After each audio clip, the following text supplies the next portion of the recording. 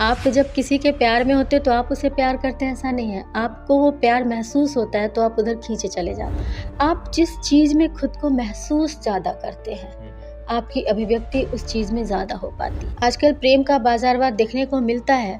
प्रेम के नाम पर हम ठगे जाते ही हैं ज़्यादातर। उसमें ज़्यादातर ये पहले होता था कि 2 लोग प्रेम में होते थे। आज 1 लोग स्वार्थ में होते हैं, सामान्यतः, हमेशा नहीं, और दूसरा प्रेम में होता है। तो ये प्रेम का बाज़ारवाद है, भावनात्मक स्तर से भी, सामाजिक स्तर से भी और बाज़ारीकरण के स्तर पे भी।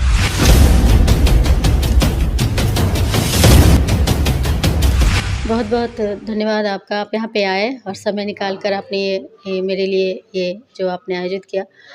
ये मेरे लिए बहुत सुखद सौभाग्य की बात है कि आज राम का अपहरण और स्वप्न वृक्ष का देश के इतने बड़े आयोजन स्थल, इतने बड़ी ये एक कार्यशाला है हम लेखकों के लिए। तो ये स्वप्न के पूरे होने जैसी बात है इन दोनों किताबों के लिए। जी। जैसा कि आपने कहा स्वप्न पूरा होने की वाली जी, बात है। बिल्कुल। यहाँ पे आपकी किताबों की चर्चा हो रही थी, जो किताब में कहानी आपने लिखी है उनकी चर्चा हो रही उसमें कुछ देखा जाए तो उसमें कुछ तीखी आलोचना भी हो रही थी। जी। तो किस तरह देखते हैं?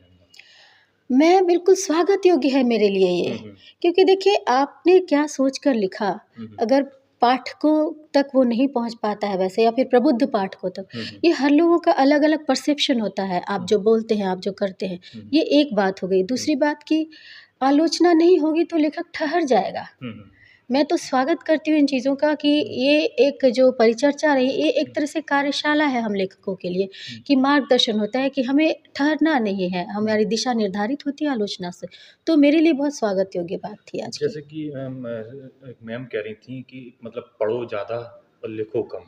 वो आपकी किताबों को लेके बोल रहे थे, आप कहानियों को लेके बोल रहे थे, किस तरह देखते हैं? देखिए, ये तो उनकी बात है और ये सभी बड़े कहते हैं पढ़ो ज़्यादा लिखो कम। हम लोग खुद भी दूसरों को यही कहते हैं क्योंकि मैं किताबें बहुत पढ़ती हूँ, ठीक है?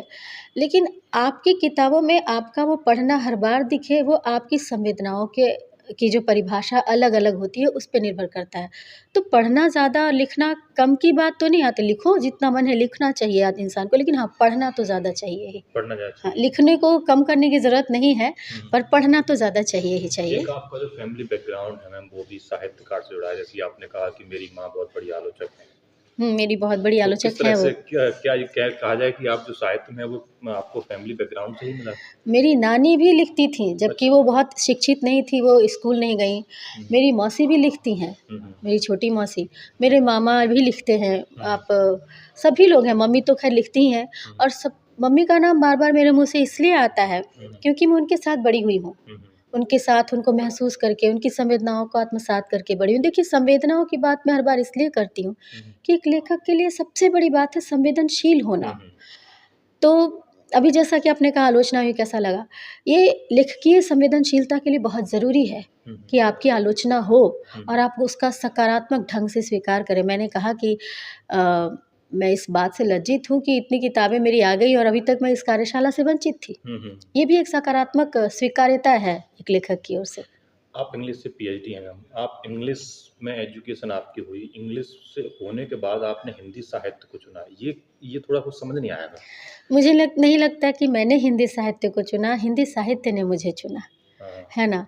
आप जब किसी के प्यार में होते हो तो आप उसे प्यार करते हैं ऐसा नहीं है। आपको वो प्यार महसूस होता है तो आप उधर खींचे चले जाते हैं। तो साहित्य चाहे हिंदी हो या मैं अंग्रेजी में भी लिखती हूँ। अंग्रेजी में अब तक मेरी 4-5 किताबें आ चुकी हैं, लेकिन आप जिस चीज़ में खुद को महसूस ज़्यादा करते हैं, आपकी अभिव्यक्ति उस चीज़ में ज़्यादा हो पाती है। तो चूँकि हम लोग ऐसे ही बड़े हुए हैं उसी परिवेश में, हिंदी के परिवेश में, हिंदी की कहानियाँ, हिंदी की बातें, हिंदी की घटनाएँ हमारे अंदर अंतर्निहित होती जाती हैं और हमारी संवेदनशीलता उससे बहुत जुड़ी होती है। तो शायद सृजन इसी में ज़्यादा हो पा रहा है। आपने स्वप्न की बात कही, आप प्रेम की बात भी आपके कहानी में थी कि प्रेम की बात है, जो आज की जो प्रेम है उस तरह की बात लिखी और उस पे कुछ बात भी हो रही थी, जैसे कि अभी यहाँ चर्चा है, उस पे क्या कहेंगे? जो नई जनरेशन का प्रेम है, उस पे आपने ये मेरी सारी कहानियाँ इसी नई जनरेशन की ही कहानियाँ हैं प्रेम की। आजकल प्रेम का बाज़ारवाद देखने को मिलता है और प्रेम के नाम पर हम ठगे जाते ही हैं ज़्यादातर। उसमें ज़्यादातर ये पहले होता था कि 2 लोग प्रेम में होते थे। आज 1 लोग स्वार्थ में होते हैं, सामान्यतः, हमेशा नहीं, और दूसरा प्रेम में होता है। तो ये प्रेम का बाज़ारवाद है, भावनात्मक स्तर से भी, सामाजिक स्तर से भी और बाज़ारीकरण के स्तर पे भी। जी। हाँ, गीता श्री कह रही थी कि आपने 1970 की जो फ़िल्म दस्तक फ़िल्म थी, उसका ज़िक्र करते हुए एक स्त्री और प्रेम के वो ज़िक्र किया था। उस कहानी के बारे में क्या कहेंगे? वो उन्होंने वो मेरे जीवन की सबसे पहली कहानी है, श्राप का दंश। हुँ, हुँ।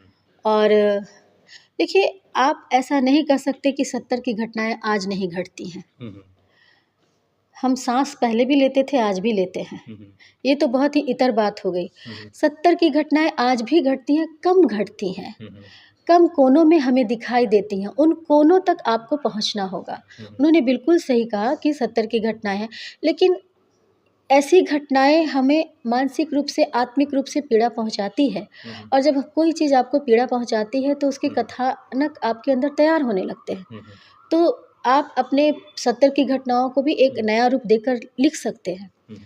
तो वो 70 की घटनाएँ होने के बाद भी उसकी जो प्रस्तुति है और उसका जो सच है, वो आज का सच है। हुँ। क्योंकि 70 की घटनाओं में ऐसा था कि आप सेक्सुअल इंटेंस के लिए परेशान रहते थे, हुँ। लेकिन आप मुँह नहीं खोलते थे। हुँ, हुँ। पर आज ऐसा है नहीं। हुँ, हुँ। तो तब भी हम वहाँ पे खड़े थे, आज भी हम वहाँ पे खड़े हैं। थोड़े कम बेशी रूप में खड़े हैं। हुँ, हुँ। जी। ये आप जो आज के जो जैसे आपने बाज़ारवाद की बात कही, ज प्यार की बात कही, प्रेम की बात कही, तो ये कहानी में लिखने का ये आपको कैसे सोचा कि आपको जो कहानी के ज़रिए लोगों तक पहुँचाया जाए? और कोई ज़रिया नहीं है, आप कविता के ज़रिए भी पहुँचा सकते हैं, हुँ, हुँ। लेकिन आपके पास उतना विस्तृत फलक नहीं होता। हुँ, हुँ। कविता आप कितनी बड़ी कर सकेंगे, 2 पेज, 4 पेज? नहीं ना। हुँ, हुँ। कहानी का विस्तृत फलक होता है, हुँ, हुँ। उसके 2-4 पात्र भी होते हैं। हुँ, हुँ। उन पात्रों के माध्यम से आप अपने बातों को बाँट कर पहुँचा सकते हैं लोगों को अधिक से अधिक। हुँ।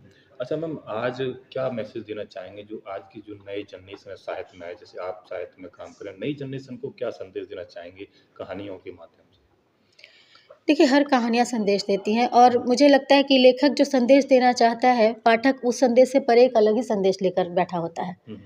जैसे आज आपने बात की, आज राम का अपहरण की बात हो, लोगों को ये लगा कि ये राम का अपहरण नहीं होना चाहिए। हुँ। जबकि मेरे लेखकीय दृष्टिकोण में वो राम को मैंने उसके अपनी बात में लिख भी दिया है कि ये कोई राम नहीं है, ये मिथ से जुड़ा नहीं है। हुँ, हुँ। तो ये आज का राम प्रतीकात्मक मूल्यों पे आधारित है। हुँ, हुँ। लेकिन जिन लोगों ने भी इस किताब पे बात की, उन्होंने इस प्रतीकात्मक मूल्य को भी अस्वीकार करते हुए उस राम को मिथक से ही जोड़े रखा। हुँ, हुँ। क्योंकि आप संदेश क्या देना चाहते हैं, पाठक क्या संदेश लेना चाहते हैं, निर्भर करता है। पाठकीय योग्यता, क्षमता उनकी कितनी है और आप अब उन तक वो बात पहुँचा पाए कि नहीं। हुँ, हुँ। या फिर वो स्वीकार करने की ज़िद उनकी, या ये कह लीजिए स्वीकार नहीं करना हाँ, चाहते। स्वीकार करने की ज़िद। तो देखिए, ये मेरा जो शीर्षक है राम का अपहरण, इस पे तो ये बातें होनी ही होनी थी। जब मैंने ये शीर्षक रखा उस समय भी मैंने मतलब तय आप कर पहले लिया से था। सोच चुके थे कि बिल्कुल, ये होनी होनी ये है। होनी ही होनी थी। लेकिन आप भी एक ज़िद्दी लेखक होते हैं हुँ, हुँ। कि मुझे जो कहना है वो मैं कहूँगी। हुँ। आज नहीं तो कल शायद ये बात लोग स्वीकार कर लें, हुँ, हुँ। है ना? कि मैं बार-बार कहूँगी कि किसी भी राम से नहीं जुड़ा हुआ है, लेकिन उन्होंने एक अच्छी बात कही कि अगर हम ऐसे-ऐसे नाम को लेकर कोई कहानी लिखते हैं, हुँ। तो पाठक उसी दृष्टिकोण से देखने लगता है, तो हमें इससे बचना चाहिए। तो आज के जो लेखकों को क्या संदेश है? लेखक ज़िद्दी होना चाहिए या लेखक फ्लेक्सिबल होना चाहिए? लेखक अपने अपनी लेखनी के लिए। लेखनी के लिए ज़िद्दी होना चाहिए हाँ, हाँ। और फ्लेक्सिबिलिटी तो हर लेखक में होती ही है। तो आलोचनाओं के लिए क्या कहना चाहेंगे? जो आलोचना आलोचना होनी ही होनी चाहिए। अच्छा। अगर आलोचना नहीं होगी तो आप सीखेंगे कैसे? हुँ। आलोचना एक लेखक हो या आप किसी भी फ़ील्ड में हो, आलोचना आपके लिए एक कार्यशाला का काम करती है। आप उससे घबराएँगे तो फिर आप वहीं के वहीं खड़े रह जाएँगे। हुँ।